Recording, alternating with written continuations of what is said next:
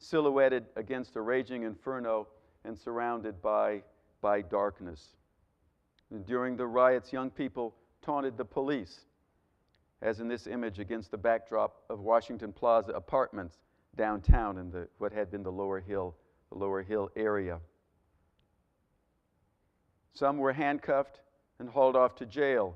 In this case, a young man at Center in Kirkpatrick, which was the epicenter of the riot in the Hill. The riots did not end protest and peaceful marches in Pittsburgh, however.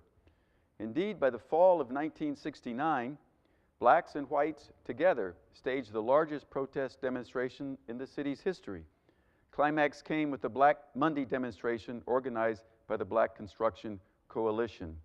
Here, black civil rights leaders gather for this Black Monday demonstration, including a long list: Mike Desmond, Reverend Jimmy Joe Robinson, Nate Smith, Bird Brown, a long list of local civil rights leaders.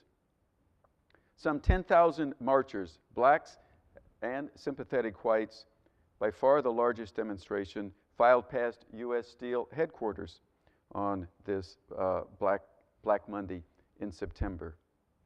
The number of marchers increased dramatically, brought in young whites as well who marched. The demonstrations and the marches of this era, in a sense, one could say, were not an American story. But in fact, demonstrations are as American as, I guess, apple pie, going back to the original Tea Party, which was one of America's first big demonstrations.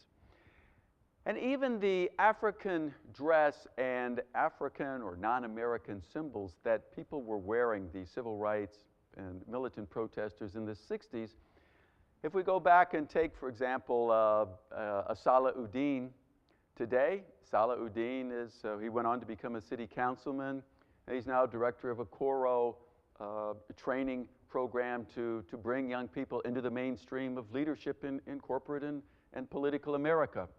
So there was a blip in which it took on an un-American or anti-American, critical of American phase.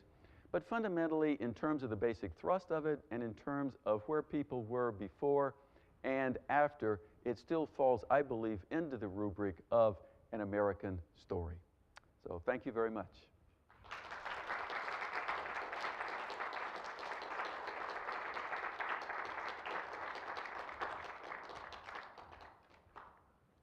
Larry, the photographs of the protests were so interesting, and I wondered as I looked at them how the protests here in Pittsburgh compared with some of the really dramatic photographs that were coming out of the South around the same time. Well, the photographs of the demonstrations here were quite different from what was going on in the South. Here, the demonstrations were much more racially integrated. You had whites, sympathetic whites, who marched with the black protesters. And you had a fairly restrained police force. You had no Bull Connor types. There were incidents of police overreaction, police brutality, but those tended to be isolated rather than systematic. So it had a different tenor and tone here than it did in the South. Hi there, welcome to the program. All right, thank you. My name is Jonathan White. Dr. Glasgow, I'd like to thank you for such an informative presentation. And as I watched it, I couldn't help but be moved by the breadth, the complexity of the black community, especially since I feel like the media representations have gotten a lot more narrow over time. But I guess what I want to ask you, one of the things that having talked to older local jazz musicians and also teaching black history and talking to my own students about Pittsburgh's history, can you talk a little bit about when you show these images, when you show them to the older generation versus the younger generation, like what are some of the emotions? How do these pictures make them feel when they see the kind of the glamorous life and some of the things that Pittsburgh once showcased? Yeah, very good question. You get very different responses depending on the generation that you're showing these to. Of course, the generation that was there, they think, yep, that's just great. They remember it well. It's a great time. I'm sorry we lost it. For the younger ones, you get a mixed reaction. some ways are kind of skeptical about the images. They're really almost dubious. Is this accurate? Was it really so? Was it really like that? And when you show them the way people were dressed, in some way they get hostile really to the idea that you should even notice or pay attention to the way people are dressed, that this is a very superficial thing, that clothing means nothing, and you should focus strictly on the inner person. So I have great trouble getting a discussion on how people dressed then compared to how they dress today, because some students see this as a totally illegitimate and irrelevant question that makes them hostile. My name's Bob Myers, and I had a question about the Civic Arena. You showed several pictures of the construction of the Civic Arena, plus also the destruction of the Crawford Inn and the downtown Wiley area section. My question was kind of, what was the hill in decline and the Civic Arena went in, or did the Civic Arena kind of contribute to part of the decline in the Hill District by the loss of all the downtown businesses? Good. Very good question. The Lower Hill District, where the Civic Arena went in, was the city's oldest neighborhood. It was had the most decrepit housing, oldest housing stock. It was really in very bad physical condition. There's no need to romanticize the Lower Hill. Blacks themselves, in fact, were very sympathetic and interested in the idea of redevelopment of the Lower Hill. What happened, though, was the way in which it was redeveloped, the way in which the arena went in.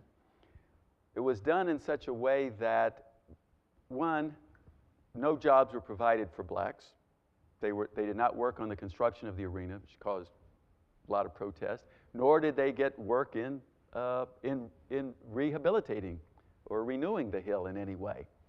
Secondly, the arena itself, as it went in, or as the destruction began, the people had been promised that they would get alternative housing. And in fact, this was part of the law, but it didn't happen. And so the wrecking balls came in, people just basically had to flee, find alternative places to live very quickly. They moved into the Middle and Upper Hill, and they moved into Homewood, where they crowded into already existing homes. They got divided up even more, and it deteriorated those neighborhoods.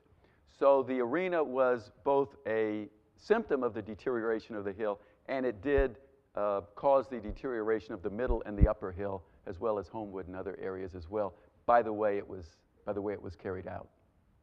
So, good question. Larry, we have learned so much from looking at these photographs about change not only in Pittsburgh, but change all across America during those very important years. Before we wrap up our program, how about leaving us with a final thought? One of the things we can take away from this is simply the power of visual images, the power of photographs.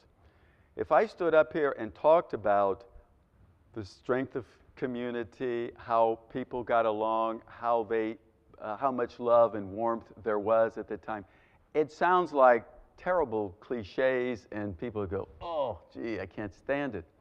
On the other hand, if you see visual imagery that conveys it, it's very hard to dismiss that. The photos are very powerful. We can say, well, that's not the whole story, but we can't say it didn't exist, because it's there, we look at it, and we see it. Harris was not the only photographer for the Courier. I don't want to give the impression that he was it. The Courier had a whole stable, 6 or 8 fine photographers who worked. Harris saved his photos. He saved his negatives. And that is what will make him famous, and the others will not get their time in the sun. Their photos would enrich our understanding even more if they had been saved. I think what it says is that the general public, many of your photos are also valuable, can and should be saved. Not all of them, but with the new technology we have, it would be wonderful if people would go into their attic, in their photo albums, take those images, digitize them, donate them to a museum or an archive or something, so that they are generally available. We could multiply beyond what the Harris photos show us many times over if individuals would take their photos seriously and not just look at them as something to keep and to throw away or never to share with others. So that's what I would like to see people do. What a wonderful program this has been. It's been a wonderful opportunity to look at the photographs. We've also been able to share some great information. So thanks to Larry Glasgow for sharing these photographs and sharing his insights with us. Thanks to our wonderful audience for their questions and their comments and their reminiscences. And of course, we want to extend thanks to the Carnegie Museum of Art here in Pittsburgh for hosting such a wonderful program.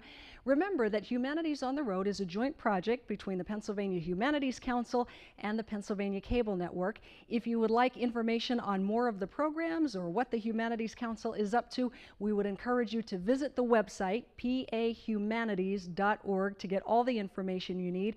Once again, thanks to Larry Glasgow. I'm Tracy Matisak. Thanks for watching.